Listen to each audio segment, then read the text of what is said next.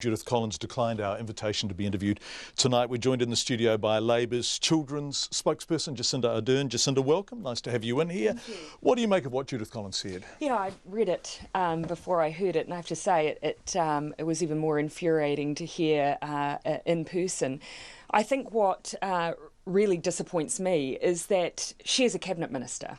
If we need anyone to be in touch in this country, it's our cabinet ministers, our decision makers. Now, if we're looking for a reason then why the government has been so slow to act on poverty issues, then clearly we're seeing it exposed for all it is. They don't believe it's their role and they're choosing to blame others, which is simply wrong. The issue around child poverty is fascinating because you can say things in opposition that you're not tested on. So let's look at Labor's record in government. For example, when you talk to agencies like the Salvation Army, they identify the benefit cuts of the early 1990s as a real turning point. Now, that was done by a national government, but Labor didn't restate them to their original levels. Now, I know you weren't in government then, but why not? Yeah, no, interestingly, you will hear advocates in the child poverty space point to the two periods we've seen massive changes in child poverty numbers. And you're right, the 1990s were one where we saw a massive increase because of the black budget under the national government. The second time we saw a change in numbers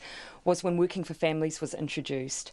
And we saw at that point a decrease in child poverty numbers. That was the initiative of a Labor government that saw, roughly at that time, we estimated a 30% reduction in child poverty for those families. And that did go to families on benefits. I need to make that point really clear. We didn't do enough. We had unfinished business, but we certainly started moving in the right direction. Why don't politicians do enough? If you're acknowledging Labor didn't do enough, if you're saying this government has done nowhere near enough, why not? Is it simply a failure of empathy and understanding? Do lots and lots of middle-class people like you and I not even know that this problem is real? No, I don't believe that for a moment, but I can't say that now for Judith Collins, having listened to what she said.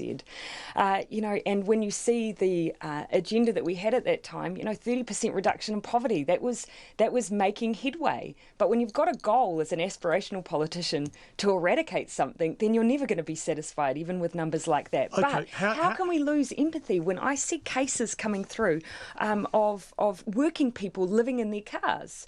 You cannot look at that and tell me that someone is not doing the best they can for their kids, working sometimes multiple jobs, kids reading in cars. This is a situation where to have... So what's the answer? If the minimum wage is $15.25, if rents in Auckland very often top $500 for a house, in other words, there is little or nothing left over, although we're not including Working for Families in that equation, what is the answer? How do we create a circumstance where children are not penalised by poverty? Yeah, and this is where the reason the government hasn't wanted to have a target on child poverty is because all of the international measures are measures of income. They'll only make a dent when they lift incomes. So that's willful? Yes. Convenient and an abrogation of responsibility. Absolutely. Internationally, they have been using measures like this for years. Labor used that measure when we estimated what Working for Families would do. It's an income measure. Only a government who doesn't want to address low incomes will choose to ignore that, and that's what we're seeing here. Okay, so what's Labor's target for addressing child poverty? So it's both income and it's housing as well are our big contributing factors. Andrew's already said that he wants to eradicate child poverty. Obviously, that's going to take time.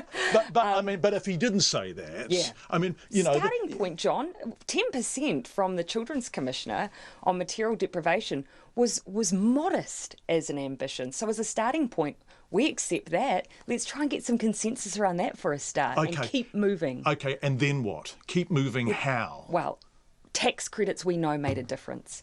So the last iteration Labor had was Best Start. Again, we thought, look, Working for Families was a model of what we can do if we target some of that tax credit assistance.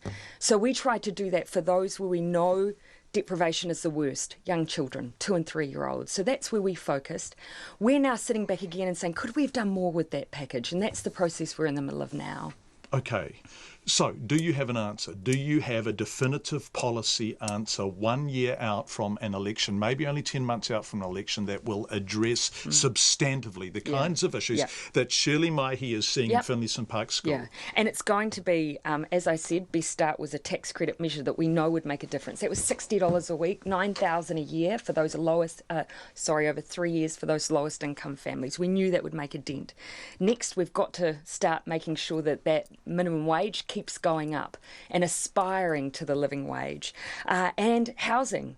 Because housing is taking such a big chunk of people's incomes, we've got to have more affordable housing, which of course is why we have such bold plans in that space as well. All of those things will start making an impact. Jacinda Ardern, thank you for coming and joining us in the studio. We appreciate it. And Judith Collins declined our invitation to be interviewed to expand on those comments she made to the Police Association.